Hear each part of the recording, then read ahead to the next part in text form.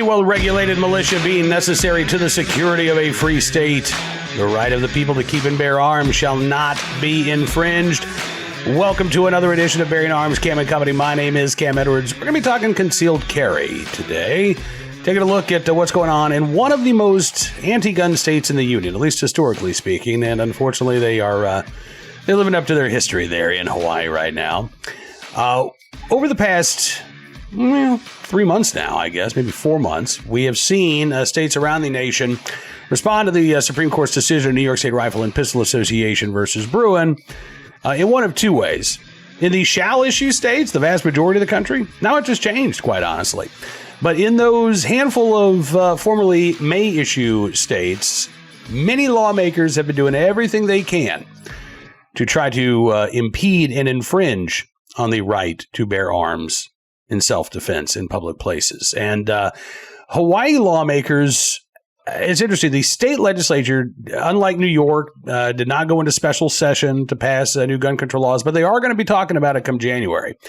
In the meantime, they've basically left it up to the counties to set their own rules on both training as well as sensitive places, where guns are and aren't allowed.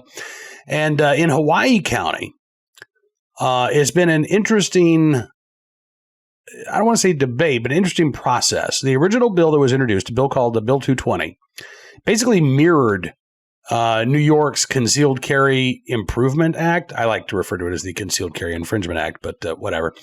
Laundry list of sensitive places where guns were banned, including by default all private property. What was fascinating is that during the first debate in committee, there were dozens of residents who turned out in opposition. Not a lot of folks who showed up in support of these gun control measures. And I think it really took some of these council members back because they ended up pulling the bill from consideration. They said, okay, we're going to work on this. And yesterday, we got to see the fruits of their labor. Yeah, the full council meeting to debate Bill 220 for the first time. And while there are some improvements over the original bill, still has a long way to go before it is safe from court challenge. West Hawaii Today's Michael Brestovansky covering the council hearing and reporting that Bill 220, if passed, would define certain areas on the Big Island as sensitive places where most people would be prohibited from carrying. Those places would include, but not be limited to, hospitals and other medical facilities, schools, quote, child-centric areas such as playgrounds and daycare centers, as well as religious centers, government buildings, and more. Yeah. So the hopes that the Hawaii County Council was going to do the right thing here, I think have fallen by the wayside. And there are a number of problematic aspects to Bill 220 as written, including declaring all, quote-unquote, child-centric places to be sensitive places. Does Hawaii County, for example, do they have metal detectors outside of every playground or public park? Do they have police officers routinely stationed there in case of violent crimes? If not, then why does the county consider that to be a sensitive place? In what way does the county consider that to be a sensitive location? What are they doing to designate it as sensitive or to treat it as such, other than simply applying a label on it? That seems to be what the county is trying to do here. And that is specifically what Supreme Court Justice Clarence Thomas warned against in the Bruin decision, telling the state of New York and New York City, you can't simply declare the Isle of Manhattan to be a sensitive place where guns are banned. New York Governor Kathy Hochul, in the hours before the New York Concealed Carry Infringement Act was passed, was asked by reporters, so where are people going to be able to carry? She says, maybe some city streets. Okay, well, again, that's not what the right to bear arms in public is all about. And unfortunately, the Hawaii County Council members appear to be still enthralled with the idea that they can prohibit people from exercising a constitutional right in many, many places that aren't sensitive at all. The bill, as I noted, already received public pushback during a committee hearing last month. The bill that was presented to the meeting yesterday, a second draft of the original bill, it did omit some clauses that had been included in the first draft, but most of those returned in the form of amendments that were at least debated. Hamakua Councilwoman Heather Kimball, who introduced most of the amendments and was one of the few council members who said she was prepared to vote for the original bill as is, said the process was to ensure that each aspect of the bill was as unambiguous as possible, though the reporter covering the meeting noted that the process still generated confusion among council members. So of the 9 amendments that were up for debate as part of the overall bill, 3 of them were ultimately approved. One of them, I think, was a nod, at least, to the idea that, yes, the right to bear arms is real. But the other 2, not so much. So the First Amendment would allow for firearms in medical facilities where permission has been granted by the facility's administrator, as well as in government building parking lots where the firearm is kept in a vehicle, unloaded and in a locked case or with a locked trigger. Yeah, so I appreciate the slight recognition that the Hawaii County Council members have shown when it comes to being able to, park your car and walk into a government building, one of the places that might be upheld as a sensitive place, depending on how broadly. I think it's going to be tough. Justice Thomas talked about polling locations, legislative assemblies, and courthouses, but he didn't say anything about like the DMV or any building owned by a governmental entity, which is what Hawaii County is trying to do here. I think that is going to be legally problematic, but I think it's also legally problematic for them to say, okay, fine, you can have your car or you can have your gun in your car, but it has to be locked up, unable to access it for the purposes of self-defense. Again, that completely negates your right to carry. The other 2 amendments are even worse. There was an amendment that added public transit facilities and public vehicles to the list of sensitive places, as well as an amendment that added establishments that serve alcohol to the list of sensitive places. So even if you're not drinking, if you're a concealed carry holder, you're not allowed inside a restaurant where alcohol is served. If you're a restaurant owner and you want to allow those concealed carry holders to come in, you can't. You're not permitted to permit it, right? And again, that I think is going to be legally problematic. The ban on carrying on public transportation is also, I think, ripe for a legal challenge here. In fact, we've seen similar lawsuits filed already. One in Illinois, challenging the ban on public transportation in that state. Another in Washington, D.C., where 4 gun owners are challenging Metro's ban on firearms. In fact, those 4 individuals recently filed a brief, we covered it at Bearing Arms, noting that the district's response to the lawsuit, in essence, ignored the Bruin decision completely, offered no historical basis for this type of prohibition. Instead, tried to use the interesting balancing test that the court has rejected, arguing that, fine, there might be a right to keep and bear arms, but the interest in public safety gives the District of Columbia and the Metro Board the authority and the power and the right to ban firearms from all public transportation. Well, one of the reasons why they ignored the history is because there simply is no history of the types of widespread prohibitions on lawful carrying of firearms in public transportation that the district would need to point to in order to uphold the law under the text, history, and tradition test laid out by the Supreme Court in Bruin. And since they can't provide that evidence, they're just going with the best argument that they have, an argument that, frankly, has already been squarely rejected by the court. So, yeah, I think if the Hawaii County Council moves forward with this, they, too, are inviting a lawsuit, which actually is something that one of the residents who showed up at yesterday's meeting told them as well. Resident Jason Blair said the Supreme Court has ruled that gun-free zones are unconstitutional. Not quite. He said that what Bill 220 proposes are merely gun-free zones with a new name. He added that a bill is a violation of not only the Second Amendment, but also the First and Fourth, and said that council members who support this bill will not have the county's protection from a lawsuit regarding the bill if passes. Another resident, Brian Lay, said that licensed concealed carry holders statistically commit fewer crimes than law enforcement officers, that drunk driving kills many more people than firearms, particularly in Hawaii. And he said if you want to do something about public safety, you should do something about drunk drivers. You should do something about the fentanyl that's being pushed out there. In response, by the way, Heather Kimball, the pro-gun control county council member in Hawaii, said, well, I actually know you're wrong, sir. There was a study by the British Medical Journal back in 2019 that showed when gun laws are relaxed, violent crime goes up. Now, we can point to studies. In fact, we talked with a doctor out in Omaha about a month or so ago who just did a study with some of his colleagues looking at what happens to crime rates and gun sales. Is there any correlation? And found no correlation between rising gun sales and violent crime rates. That's actually a follow-up to earlier research that looked at what happens to crime rates when states relax their concealed carry laws. And again, they found no correlation between going from a may issue to a shall issue system or from a shall issue to a constitutional carry system and any change in the crime rate.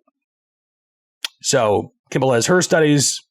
Opponents of Bill 220 have their studies. Unfortunately, it looks like Kimball won out. The council, on a 7-1 vote, approved this measure. On second reading, it has to go back for a third reading about 2 weeks from now. But I would hazard a guess that most of the major changes have been made now. And what was approved on second reading is likely to be the version that is approved and signed into law. And again, challenged in court because what the Hawaii County Council is doing goes far beyond mere regulation and steps across the line into criminalization of a fundamental right. So we will keep our eyes on what's going on in Hawaii County, as well as what's going on in New York with the more than a half dozen lawsuits that have been filed. New Jersey, where lawmakers were hoping to pass a concealed carry bill, and then they realized, oh, crud, we wrote this so poorly that we're going to ban people walking around with like screwdrivers and hammers if they're doing construction. So they've had to go back and retool their carry bill, but they are still hoping to bring that forward in the next few weeks. Maryland lawmakers are going to take up the issue when they get back into session in early January. California lawmakers are going to do the same. So this is still very much a live issue, not only in the courts, but in state houses around the country. And we are going to be keeping a close eye on all of these anti-gun machinations here on Cam and Company.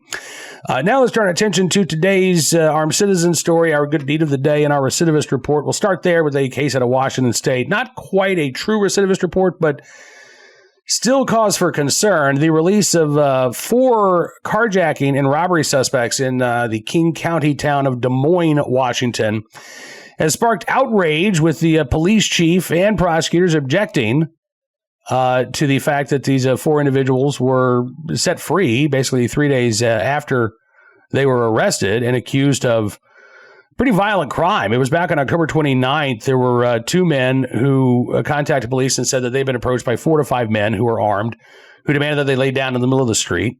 One man had a gun pointed at his head and was told to hand over all of his stuff. The suspects then stole the other man's vehicle after pointing guns at him.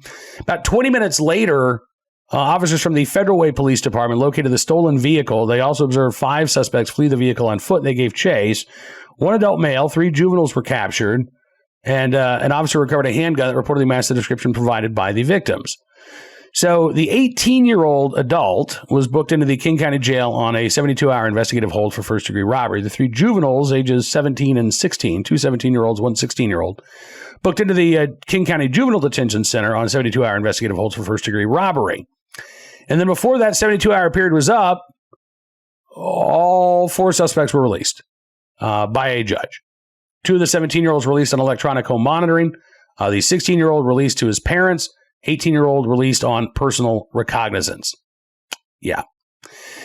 Now, the police chief in Des Moines, a guy named Ken Thomas, said that he was extremely disappointed with the decision to release dangerous armed violent criminals back into the community with seemingly no consequence.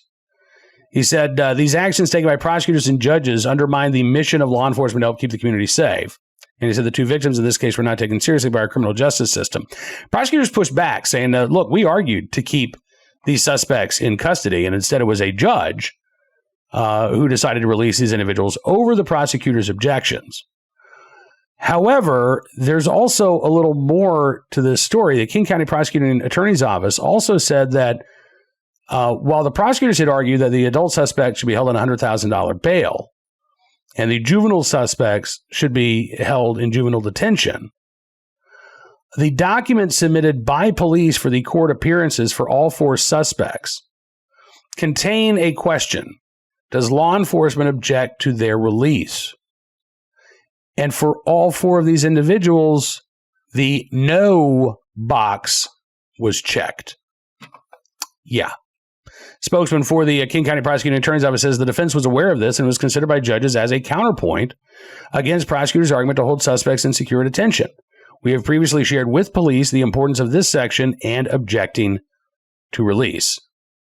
So while the police chief blaming the judges and prosecutors blaming the judges, but also pointing the finger back at police saying, listen, your officers did not object to these suspects being released. Now, maybe if they had, they'd still be behind bars. Now, maybe not. Maybe a judge still would have released them on their own recognizance, released them on electronic monitor, released them to their parents. But it is hard to complain about the, soft criminal justice system when the officers themselves apparently did not object to the release of these suspects, right? Now, today's armed citizen story from Ohio. This might be my favorite defensive gun use headline in quite some time. Maybe top 5 ever, actually. Partially blind man shoots home invader in the buttocks. Yeah. By the way, even if you are partially blind, you do still possess the right of self-defense, and you possess the right to keep and bear arms. This was in Franklin, Ohio. It was early yesterday morning. Police say they were called to a home about 3:30 after a homeowner said he shot at a burglar. Victim told 911 dispatchers, I got a shot off him. He was coming right towards me. Victim's nephew told local media, Channel 12, that his uncle was partially blind, or is partially blind. He just got over to the hospital Tuesday evening. And again, was confronted by this burglar in his home. Police, with the assistance of a canine, followed a trail of blood down a nearby alleyway, and they found 36-year-old Jeffrey Carl hiding in a shed. That shed, owned by a gentleman named Joe Lewis, happens to be a friend of Jeffrey Carl's. Lewis was interviewed by Local 12 and said, my reaction was, damn, somebody shot that boy in the ass. Yeah, apparently that's what happened. Jeffrey Carl apparently knows the homeowner in question as well and told police that the victim was, quote, an uncle, pretty much. He said he broke into the victim's home when he did because he thought that the victim would still be in the hospital. Wow. That's what you do to somebody you consider an uncle? Holy cow. Now, Jeffrey Carl's buddy, Joe Lewis, says he's not a dangerous person. He's just got issues like all of us do. Channel 12 says those issues include a history of drug and weapons charges. Victim's family says before he was shot, Carl stole guns and music equipment from the victim. Carl, taken to local hospital, then taken to jail. He'll be charged with burglary, and they also had a warrant out for domestic violence. His friend Joe Lewis says, I'm hoping he gets it right. Hoping he gets his life right. That'd be nice. But in the meantime, first of all, just don't steal in generally. Don't break into people's homes, and you can avoid being shot. But, listen, if this is how you treat your family, or someone you consider to be family, someone you consider an uncle, holy cow, man. I think you're going to have a conversation with your defense attorney, because I'm pretty sure your uncle doesn't consider you to be a member of the family anymore. We'll follow up with this story if we can find any more details going forward. But the burglar's going to be okay. He's facing charges. The homeowner, thankfully, uninjured, unharmed, and uncharged. Finally today, our good deed of the day in the right place at the right time, willing and able to do the right thing. A New York police officer on vacation in Washington State who ended up walking several miles down a mountain after running across an injured hiker. Yeah. Dave Mahabir is a police officer in Clarkstown, New York. And he and his girlfriend were on vacation in Washington State. They were doing some hiking in the Cascades. They're about 10,000 feet, actually, when they spotted a couple in trouble. Cheryl Diekman had been on a hike with her husband, and she fell down. And she said, I knew my leg was broken instantly because I heard it, and it was loud. Now, when Dave Mabir and his girlfriend came across Cheryl Diekman and her husband, the couple was already being helped by two nurses who happened to be hiking. Evan Blomquist was one of those assisting the woman. He says it was pretty obviously broken. He said, I see broken bones all the time, so I know what they look like. Blomquist and his friend had made a homemade splint, but they still didn't have a way to get Cheryl Diekman down the mountain. And Dave Mabir said, just put her on my back. So he sat down, and that's what they did. Put her on his back. Jensen Hamilton, who was the other nurse who helped, said, if we would have waited, it would have been up to 5 or 6 hours. And by that time, it's dark. You don't know what happens when it's dark on a mountain. So we were all just like, yep, we're going to do it. We're going to get it down. And so Officer Mabir and Evan Blomquist took turns carrying the 58-year-old woman more than 3 miles down this mountain until they were able to reach a rescue vehicle. Mabir says, my legs are buckling, they're shaking, but like I said, we had to do what we had to do. Thankfully, they were able to get Cheryl Diekman medical attention, and according to NBC New York, Diekman's so grateful for their heroism that they sent handwritten thank you notes and a letter to the police chief back in Clarkstown. Scott Diekman said he told the police chief that, quote, it was evidence that there is still good in the world. And Cheryl Diekman calls Evan Blomquist and Dave Mabir her angels. Mabir, by the way, says in hindsight, he cannot believe that he was able to make it down the mountain. He said his adrenaline and his police training and his heart made it happen. He said it's just people helping people. He said, I think for us as police officers, helping just comes naturally. It feels natural. So in the right place, at the right time, willing and able to do the right thing, helping a woman with a broken leg down a 10,000-foot mountain. Officer Dave Mabir, Evan Blomquist, and Jensen Hamilton, all those good Samaritans who stopped to help a woman in need, we thank you for your very good deed. Now, that is all the time we've got for you on this edition of Bearing Arms Cam and Company. I do want to thank you for being a part of the program as always. We'll be back tomorrow with... no, actually we won't. Today's Thursday. All right, so we'll be back on Monday with another edition of Bearing Arms Cam and Company. We will, however, be constantly updating BearingArms.com Friday and throughout the weekend. So make sure that you're visiting the website. I'd say more than once a day because we've got all kinds of news breaking all across the country. If you'd like me to see, I'd also encourage you to become a VIP member at Bearing Arms. All you have to do is go to BearingArms.com/subscribe. Use the promo code GUNRIGHTS, and you can get a significant savings on your VIP membership. As our way of saying thanks for showing your support for the independent pro-Second Amendment journalism we do at Bearing Arms. We're going to give you exclusive content, news stories, and analysis you won't find anywhere else because your support does matter, and it really does make a difference. So thank you again. All right, enjoy your weekend, everybody. We'll see you back here soon. Until then, be well, be safe, and be free.